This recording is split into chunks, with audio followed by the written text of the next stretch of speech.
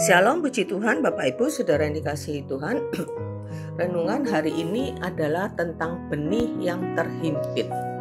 Ada sejenis tanaman yang namanya gulma, sejenis rerumputan. Bagi seorang petani, gulma adalah tumbuhan yang tumbuh di sekitaran tanaman budidaya yang kehadirannya tidak diinginkan pada lahan pertanian, karena bisa menurunkan hasil produksi yang harusnya dicapai oleh tanaman tersebut, dan juga menjadi sarang hama dan penyakit yang mengakibatkan penurunan kuantitas dan kualitas tanaman. Membiarkan gulma bertumbuh di sekitar benih atau tanaman yang kita tanam sama artinya dengan membunuh tanaman tersebut. Di dalam Matius 13 ayat 3-8, Yesus mengajarkan perumpamaan tentang penabur yang menaburkan benih yang bisa tumbuh dan menghasilkan buah tentunya.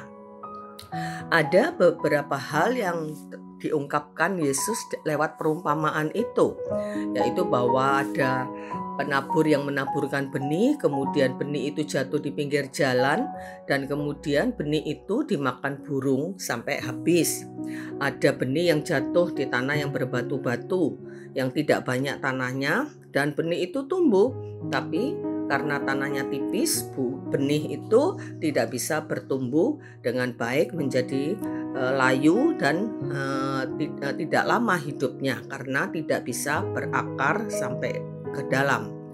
Dan di ayat yang ke-7 ini yang menjadi pokok bahasan kita di dalam renungan ini adalah bahwa benih itu sebagian lagi jatuh di tengah semak duri, lalu makin besarlah semak itu dan menghimpitnya sampai mati.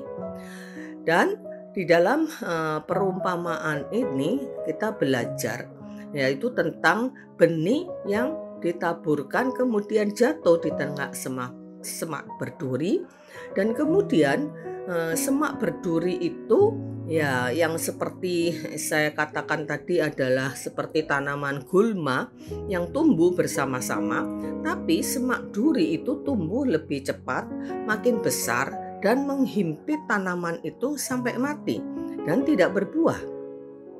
Jadi benih itu jatuh di tempat yang tidak tepat.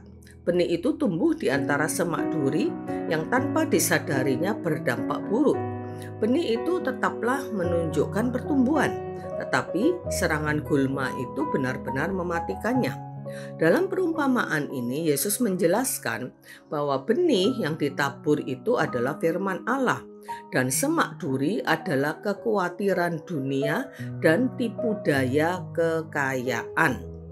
Melalui perumpamaan ini, Yesus mengingatkan kita tentang sebuah bahaya besar ketika umatnya membiarkan semak duri atau gulma, yaitu kekhawatiran dunia dan tipu daya kekayaan dengan berbagai keinginannya, mulai bertumbuh di dalam hati kita. Benih firman itu memang bertumbuh, tetapi ia tidak bisa berbuah. Mungkin banyak benih firman Tuhan itu jatuh di tanah hati kita.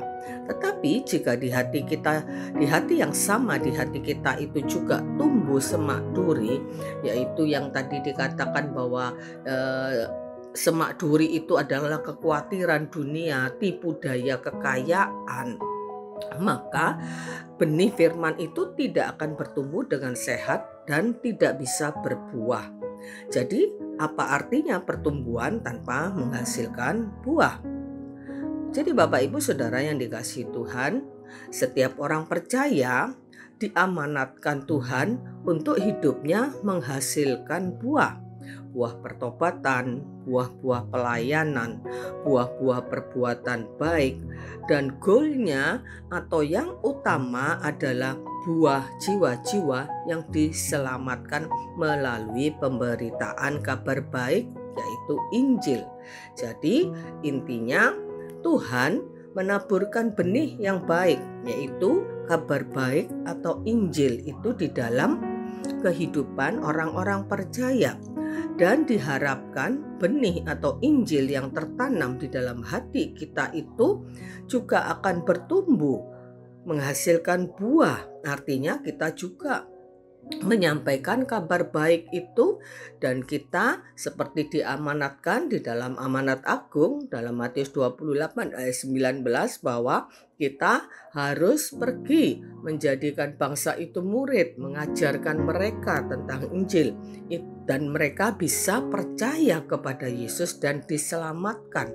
Itulah buah-buah yang ingin Tuhan hasilkan dari kehidupan kita. Jadi untuk kita bisa kehidupan kita bisa berbuah-buah, maka di dalam hati kita harus tertanam benih, yaitu firman Tuhan. Artinya firman Tuhan, kabar baik Injil itu harus tertanam terlebih dulu di dalam tanah hati kita, dan hati kita harus menjadi tanah yang baik.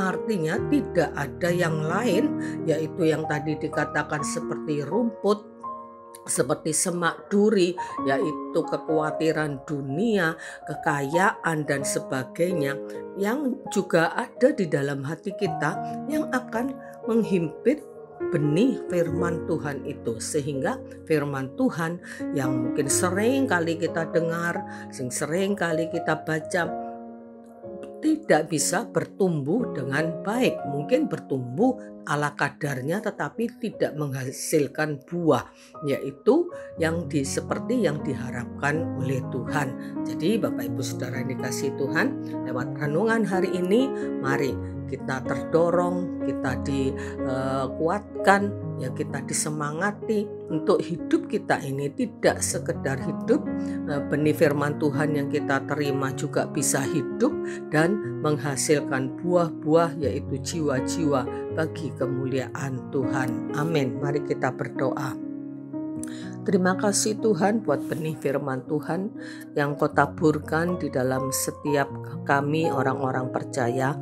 Tolong Tuhan supaya kami bisa membersihkan hati kami dari berbagai macam hal yang bisa menghimpit pertumbuhan benih firman-Mu, sehingga firman-Mu bisa bertumbuh di dalam tanah hati kami yang baik dan kemudian menghasilkan buah-buah, yaitu jiwa-jiwa yang dimenangkan bagi Kristus. Terima kasih Tuhan, tolong kami Tuhan untuk bisa melakukan amanat-Mu, dan kami ya Tuhan bisa menyampaikan kabar baik kepada banyak orang dan banyak orang bisa diselamatkan. Terpujilah nama-Mu Tuhan, dalam nama Yesus kami berdoa. Amin. Puji Tuhan, Tuhan memberkati.